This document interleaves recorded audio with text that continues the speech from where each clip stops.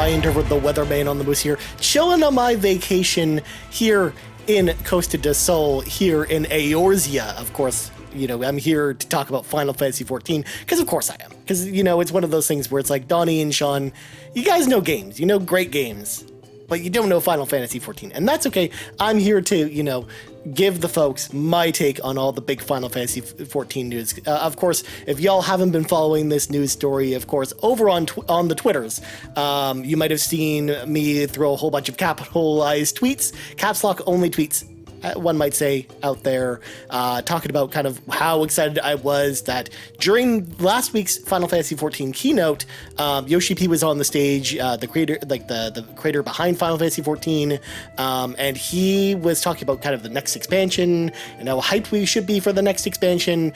But what I didn't expect was there one more thing from the press conference. Also, I should give a shout out to the fact that Fall Guys is coming to Final Fantasy XIV, and also Final Fantasy XIV is coming to Fall Guys, and it's going to be this really weird crossover where you're going to be able to play Fall Guys games in the Golden Saucer. Like, how cool is that? With like the whole Fall Guys interface and everything. It's going to be really, really bizarre. But yeah, so shout out to that. But also, one more thing was Phil Spencer coming on stage with Yoshi P announcing the fact that Final Fantasy XIV is in fact finally coming to Xbox. We've been asking for this to come to Xbox for years upon years upon years, basically ever since I joined the Xbox Drive, if not longer than that, like ever since I started playing, you know, Final Fantasy XIV, because of course I've been playing Final Fantasy XIV for ages. I've got over thousands of hours in that game, and I've always wanted to play it on Xbox, because I like playing it on PC, I like playing it on PlayStation 5, but I really wish I was able to play it on Xbox, and have a good time there, and now that we're finally getting that, like, I am so stoked. In fact, you know, I talked about this on RPG Cave this week, but we as a community will be, you know, doing some things to help bring in some new players. I don't have all the details yet. I'll talk about them more when I get back from my vacation, of course, from Eorzea here, where I'm hanging out on the beach. But when I come back, we'll be kind of giving all the details on how that's going to work. I will say for certain there is going to be a carpool gaming free company, which is kind of the Final Fantasy XIV equivalent of guilds. There will be a specific server that I'll tell people to point people towards, to make characters on.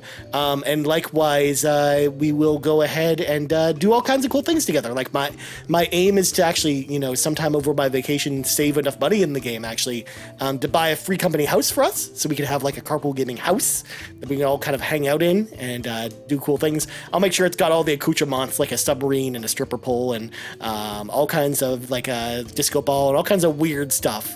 It's going to be a weird game. It's going to be a weird time. But also we'll have some content out on carpool gaming, kind of talking about how you can get into the game, how like what are the things you as a new player should be doing to get yourself into the game. So I'm so excited to have just so many more people in this community coming up, and I think it means a lot to Xbox players that, you know, Phil, you know, he's done some good, some bad, mostly good, I think, for at his time at Xbox. But this is one of those moments where I, as a fan of Xbox and a fan of Final Fantasy XIV, thought I would never live to see the day that this would ever happen. I thought that we would just never get this game on Xbox ever. It would be locked to PlayStation or PC forever. Like, in fact, the development team like Yoshi P and others at Creative Business Unit 3 came out and said as much, where they actually set the expectation that this was never coming, that there were, you know, technical hurdles that they just couldn't overcome with bringing this game to Xbox. But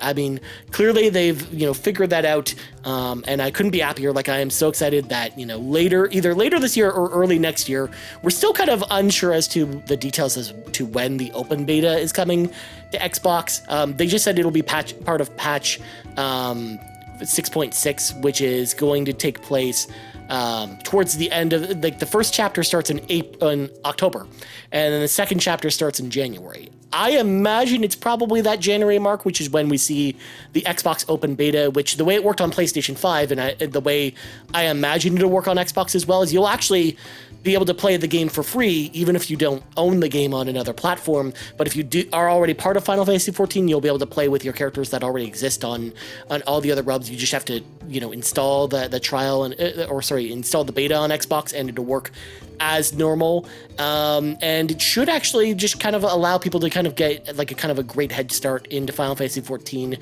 Additionally, there is a free trial for the game. Of course, there's been a free trial for a long time, so much so that it's a free trial so good that it's, you know, meme worthy, to the point where it gives you it originally gave you the base game and the first expansion, which was, you know, about 150 hours of content, just if you just mainline just the story stuff, and then there was all kinds of stuff to do outside of that, but they've actually expanded that to now be the first 2 expansions, so it goes up to Stormblood, so level 70 is for free with the trial, so that's about 200 hours worth of content before you hit any of the end game stuff, which, again, that's a lot of stuff. Like, you almost, at this point, you almost don't even need to buy the game at that point if you're kind of satisfied with Stormblood. But, I mean, the story is so good in Final Fantasy XIV that that's where they get you. Like, once you're in, you know, especially when you get past Heaven's Ward, that story really gets its hooks into you, and it's going to be tough, I think, for people to, you know, put that trial down and just kind of settle things there and not upgrade to the full game if they're invested in the story. So, yeah, I'm just excited that the community is going to be bigger, and I think this is a great move for Xbox. And again, just one of those impossible things that I have to, again, give full kudos to Phil and everyone at the team at Xbox for pulling this together, because I honestly had given up hope that this was ever going to happen. And it's one of those very rare and special moments in the Xbox community where we finally got a win that we should have gotten a long time ago, like a win that's so, you know, wholeheartedly deserved. And I'm so thankful for that. As far as rounding things out, because the president of Square Enix also came on stage after they were finished introducing Final Fantasy XIV coming to Xbox, and made the statement indicating that with any games they release in the future, their aim is to have all those games on Xbox as well as every other platform, which is a brand new commitment that we've never really seen from Square Enix. Like, besides maybe the 360 days, but even then, like, besides Final Fantasy XIII, a lot of that stuff skipped Xbox. So I think this is actually like a really interesting move, and this indicates to me, in Ryan Teffer's brain, that this isn't the last of these announcements that are coming even just this year, let alone next year. Like, I think, you know, I said this on RPGK, but mark my words, you know, that on August 2nd, or August 3rd, I guess, the day that you're watching this video or listening to this podcast, we will have Octopath Traveler 2 on Xbox before the end of the year. I'm like dead certain that this is going to be a thing. Like, it shouldn't have skipped up Xbox in the first place. The first game was on Xbox. Why the heck did they not put Octopath Traveler 2 on there? I don't know. But I feel like that's like the most obvious choice to come to Xbox. But I wouldn't rule out things like Theatrhythm Final Fantasy, which came out earlier this year, which is a great Final Fantasy rhythm game. If you're really into the music of Final Fantasy, then Theatrhythm's a fantastic title.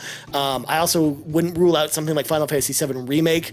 It just depends on what the contracts that they signed with Sony say when it comes to 7 Remake or 16 in particular, as far as if there's something noted in there that these games can never come to Xbox, or if it's just that they're locked out of, you know, other consoles, is kind of the weird verbiage. So, like, those are the two that are more unlikely, but I think, like, also games that skipped Xbox last year could also come to Xbox.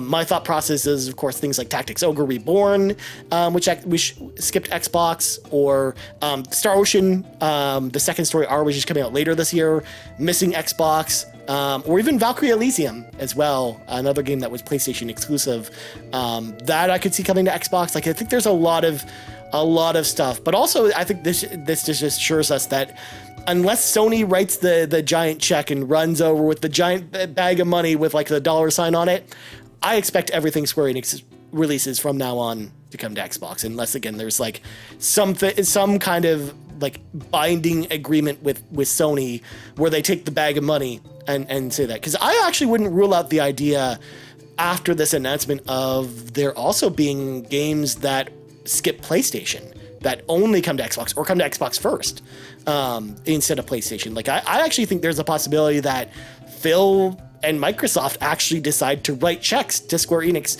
to have their games come, not necessarily to Game Pass, but to be, you know, timed exclusives on Xbox. I think there's a possibility of that too. Like, they kind of hinted at, you know, working with Xbox on upcoming titles. Like, I feel like that might mean that we might get games that leverage maybe Xbox specific tech, like maybe one of Xbox's engines or something like that, to create a game kind of like what we saw with Forspoken, where I think that's always a possibility too. I think that's less likely because I think that's just not Xbox's because they don't.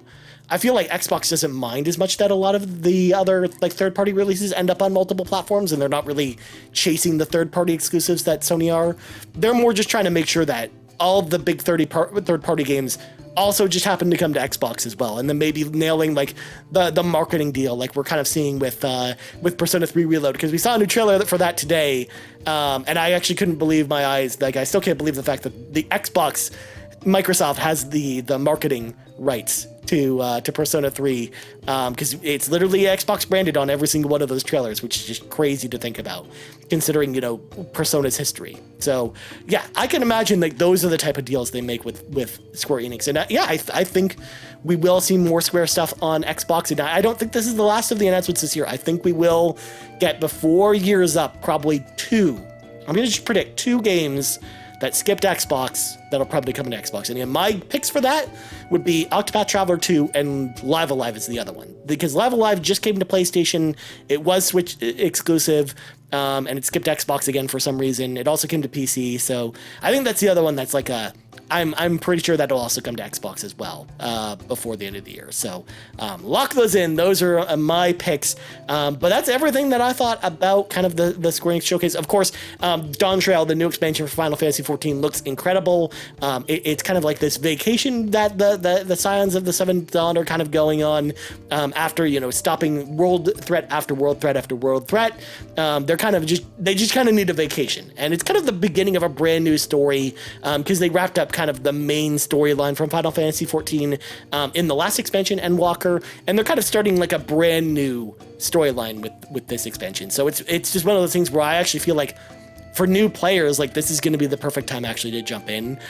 So I actually think that this is perfectly timed with the Xbox version coming. And then of course you'll still have all the other content from all the previous expansions coming to Xbox. Like everything that is already currently in the game will be on Xbox, they said. It's going to be fully cross-play, of course, with PC and Xbox. It's going to be fully cross-progression. So again, if you already are playing Final Fantasy XIV on another platform, you just have to buy the Xbox version. It's one subscription, of course, for all the platforms. And then, so as long as you own the game on that platform, you can play it wherever you want, and it's totally fine. So I couldn't be more excited about this. But I'm going to throw the show back to Donnie and Sean. Thank you so much for, again, everyone else who said, you know, congratulate me on, you know, taking a little bit of a break. And I will see y'all on Starfield Day. Thanks, Ryan. But seriously, that took time. Like, he didn't just mail it in. That's for sure. That's true. He could have just said, let's see what Ryan has to say about Final Fantasy XIV. He could have wrote it. He could have made us read it. That's true. He had editing, had logos and graphic. Like, he had the whole thing. And it also had to happen today. That's the other thing I think I would just want to call out here. This could not have waited a month to talk about. Yeah. You know, given that this game is coming. I thought we should have delayed my appearance. I was like, that's what I was thinking. I watched the Final Fantasy news broke and I was like, oh no.